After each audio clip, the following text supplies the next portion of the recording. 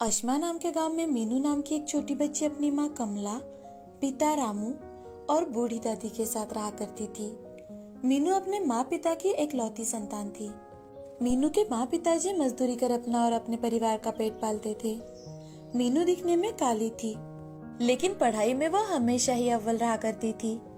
अब मीनू 8वीं कक्षा में थी। उसकी पढ़ाई की जिज्ञासा इतनी ज्यादा थी कि अब गांव में उसे अपने सवालों के जवाब मिलना कठिन हो चुका था। तो एक दिन मीनू की टीचर रामू से, रामू, तुम्हारी बिटिया बहुत होशियार है, लेकिन इस छोटे से गांव में उसके गुणों का कोई महत्व नहीं बचेगा। तुम मीनू की पढ़ाई के लिए उसे शहर भेजो, ताकि उसकी अच्छी पढ़ाई हो और उसकी जिज्ञासा पूरी हो। लेकिन जनाब, आप तो जानते हो, हम मजदूरी करते हैं, ये सब हम कैसे कर पाएंगे। देखो रामू, मेरा भाई शहर में रहता है। मैं उससे बात करके तुम्हारे लिए और तुम्हारी पत्नी के लिए वहाँ कोई ना कोई काम जरूर दिलवा दूंगा। लेकिन सर जी, मैं ऐसे फैसले अकेले नहीं कर सकता। मुझे घर जाकर अपनी माँ से बात करनी होगी। हाँ हाँ, क्यों नहीं रामू, लेकिन एक बात याद रखना, तुम्हारी बेटी में अविश्वसनीय गुण है। पढ़ाई करने की पूरी क्षमता है उसमें। तुम उसे जरूर पढ़ाओ और आगे ले जाओ।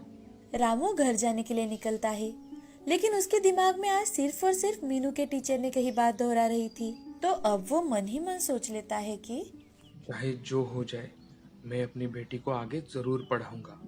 उसे जो चाहिए वो सब दिलाऊंगा, चाहे मुझे दिन रात मेहनत क्यों ना करनी पड़े।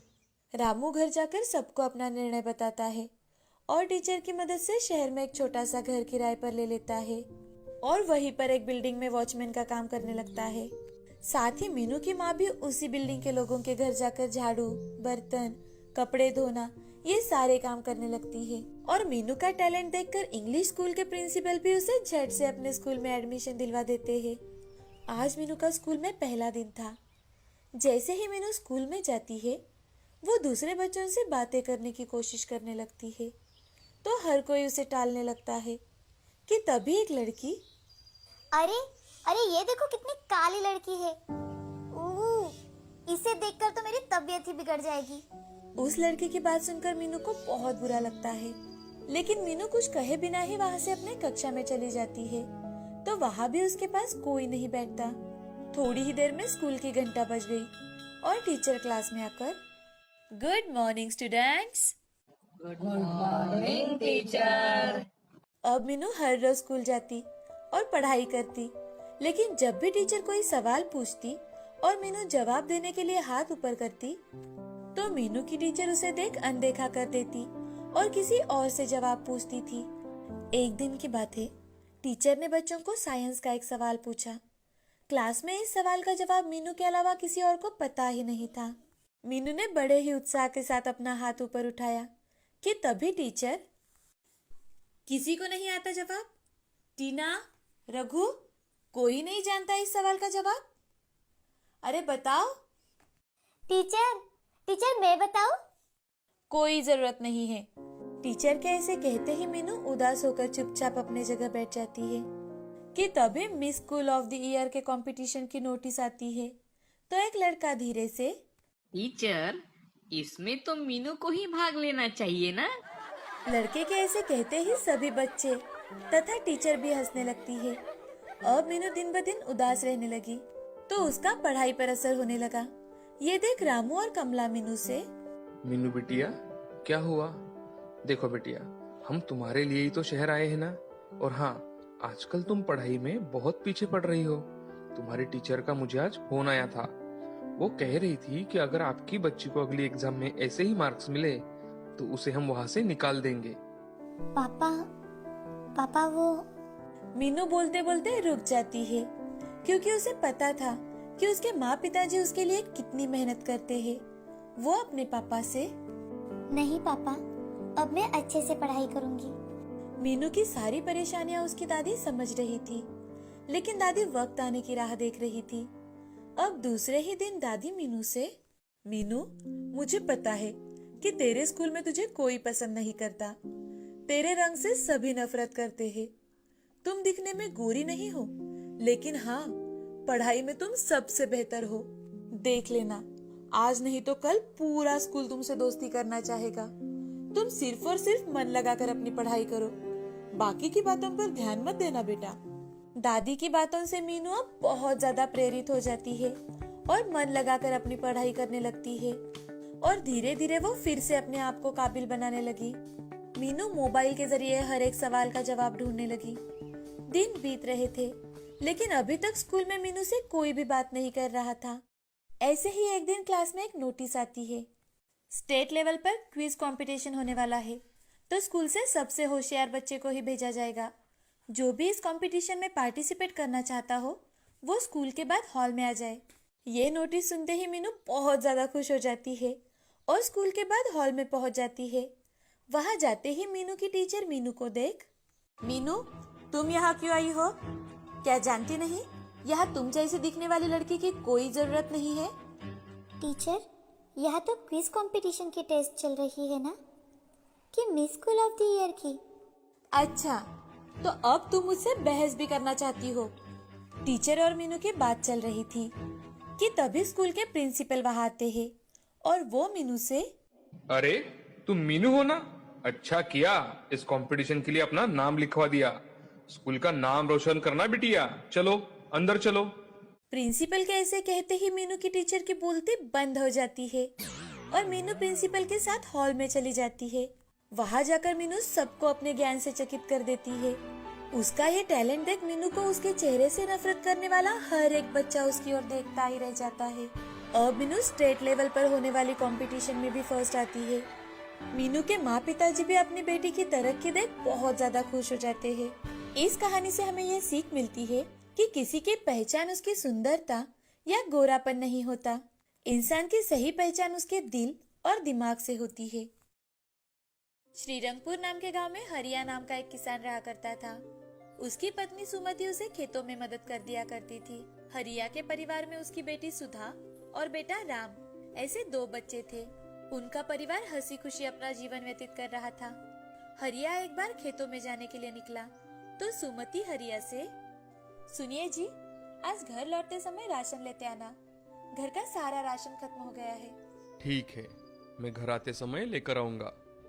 आप आगे चलिए, मैं थोड़ी ही देर में घर के सारे काम कर खेतों में आती हूँ। अच्छा ठीक है।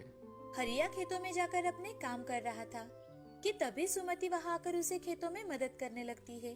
कुछ ही दिनों बाद बारिश का मौसम शुरू हो जाता है। हरिया और सुमति खेतों में काम कर घर लौट आते हैं। उस दिन बहुत तेज बारिश थी और तेज बारिश के कारण सभी खेतों में पानी भर जाता है। खेतों में जो भी लगाया हुआ था वो सब खराब हो गया था। अब हरिया और सुमति के खाने के भी लाले पड़ने लगे।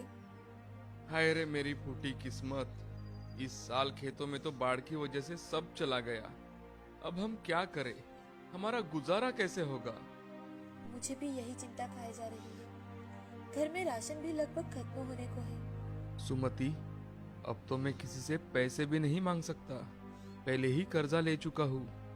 उन दोनों की बातें उनकी बेटी सुधा सुन लेती है और सुधा अपने पिताजी से, पिताजी, मैं आपके पैसों की तो कोई सहायता नहीं कर सकती, लेकिन मेरे पास एक अच्छा सुझाव है, शायद आपको पसंद आए।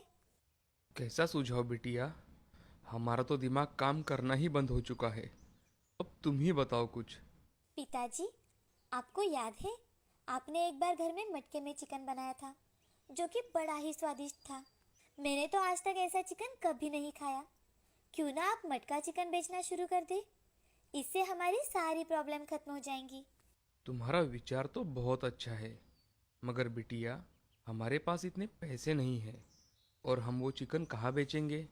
यहाँ गांव में कौन हमसे मटन चिकन खरीदेगा? उनकी बातें सुन राम हरिया से कहता है, पिताजी, सुधा ठीक कह रही है। हमारे गांव के बाहर हाईवे है, वहाँ बहुत सारे लोग आते जाते हैं। अगर हमने वहाँ रोड के साइड में दुकान डालकर मटका चिकन बेचना शुरू किया तो हमें ग्राहक भी मिलेंगे और हमारे घर की सारी समस्याएं भी मिट जाएगी। मुझे भी बच्चों की बात बिल्कुल सही लगी। वैसे भी एक प्रयास करने में क्या हर्ज है। ठीक है, मैं कल जाकर अपनी जगह देख कर आता हूँ।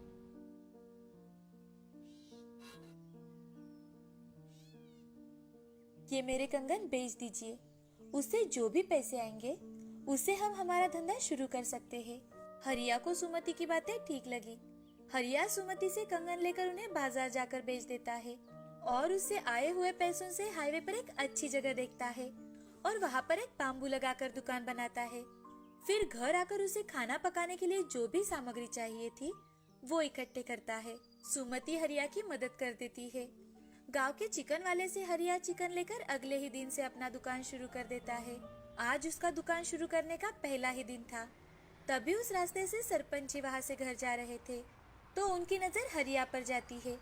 वो हरिया के पास आकर, अरे हरिया, ये कोई नया धंधा शुरू किया है क्या? खेती में कोई काम धाम नहीं है? अरे भाई, बाढ़ की वजह से और भी काम पड़े हुए हैं। हाँ सरपंच जी, वो सब तो पता है, मगर अभी खाने के लाले पड़ रहे हैं, इसलिए मैंने मटन चिकन बेचने का निर्णय लिया है। अरे हरिया, ये आम लोगों के बस की बात नहीं है। पता है सरपंच जी, पर मैं एक बार प्रयास करना चाहता हूँ। भाई जैसा तुम्हें ठीक लगे हरिया, मैं चलता हूँ। ऐसा कहते हुए सरपंच जी वहाँ से चले जाते हैं। अब हरिया की दुकान में सुबह से एक भी ग्राहक नहीं आया था और इसी कारण उसे सरपंच जी की बातें सच लगने लगी थी। कुछ वक्त बीत जाने के बाद हरिया के दुकान के सामने एक गाड़ी आकर रुकती है और गाड़ी में से उतरकर एक आदमी हरिया से, अरे भैया, आपके दुकान में खाने के लिए क्या है? भाई साहब, हमारे यहाँ स्पेशल मटका चिकन है, आपको बेहद पसंद आएगा। तो फिर हम दोनों के लिए 2 प्लेट लगा दो और साथ में गर्मा गर्म रोटी भी देना। जी साहब, अभी लाया। ऐसा कहकर हरिया 2 प्लेट खाना लगाने के लिए जाता है और हरिया सुमति से, सुमति, जल्दी से 4 गर्मा गर्म रोटियां बनाओ, आज पहला ग्राहक आया है, सब कुछ अच्छा होना चाहिए। जी अभी बनाती हूँ। सुमति रोटियां बनाने लगती है और हरिया चूल्हे पर का मटका चिकन एक छोटे से मटके में डाल देता है और 2 प्लेट तैयार करता है। वो आदमी खाना खाने लगता है। जैसे ही वो आदमी पहला निवाला खाता है तो वो हरिया से, वाह भैया, क्या चिकन बनाया है आपने। मैंने आज तक इतना स्वादिष्ट चिकन नहीं खाया, बहुत लाजवाब। सच में ये तो बहुत लाजवाब है, दिल भर गया चिकन खाकर। धन्यवाद साहब। मैडम, वो चिकन मटके का होने के कारण बहुत स्वादिष्ट है। वो दाम्पत्य खाना खाकर अपने साथ पार्सल भी लेकर जाते हैं। हरिया अपनी होटल से आई हुई पहली कमाई शाम के समय सुमति के हाथ में देता है और सुमति वो पैसे घर आकर भगवान के सामने रख देती है। सुमति भगवान के सामने हाथ जोड़कर, भगवान हमें हमारे काम में सफलता देना। अब सुमति घर के कामों में लग जाती है।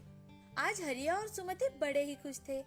अगले दिन दोनों ने जल्दी जल्दी सभी काम किए और फिर सुबह ही मटका चिकन दुकान पर तैयार रखा।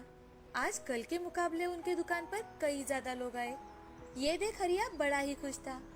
तभी एक पहलवान दुकान में आकर, अरे भाई हरिया, जल्दी से 1 प्लेट मटका चिकन दो। मैंने सुना है यहाँ का मटका चिकन बहुत अच्छा है।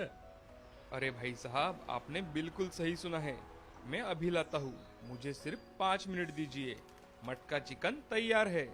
हरिया जल्दी अंदर जाकर 1 प्लेट खाना लगाता है और पहलवान के सामने लाकर रखता है। पहलवान पेट भर खाना खाता है और खाना होने के बाद हरिया से, अरे हरिया भाई, क्या लाजवाब सब्जी बनाई है आपने, भाई मजा ही आ गया। धन्यवाद भाई साहब। ऐसा कहकर पहलवान पैसे देकर वहाँ से चला जाता है। अब दिन ब दिन हरिया का दुकान कम होटल बहुत अच्छी तरह से चलने लगा था। उसके दुकान पर ढेर सारे ग्राहक आने लगे थे। गांव के लोग भी बड़े ही चाव से हरिया के हाथ का मटका चिकन खाने लगे थे। बड़े बूढ़ों से लेकर बच्चों को भी हरिया के हाथ का चिकन बेहद पसंद आने लगा था। अब हरिया ने जल्द ही अपनी छोटी सी दुकान एक छोटे से होटल में बदल डाली। उसके साथ सुमति भी कंधे से कंधा मिलाकर काम करने लगी। उनका परिवार अब बड़ा ही खुश था। हरिया और सुमति ने अपने खेतों को भी अच्छा बनाया था, जो कि बाढ़ की वजह से पूरा खराब हो गया था। अब उनके घर में खुशहाली ही खुशहाली थी। हरिया ने अपने आप पर भरोसा रखकर अपना काम पूरी ईमानदारी के साथ किया और अब वो गांव का एक प्रतिष्ठित व्यक्ति माना जाता था। हरिया जरूरतमंदों की हमेशा मदद कर दिया करता था। इस कहानी से हमें ये सीख मिलती है कि कड़ी मेहनत के बलबूते पर हम हमेशा सफलता हासिल कर सकते हैं।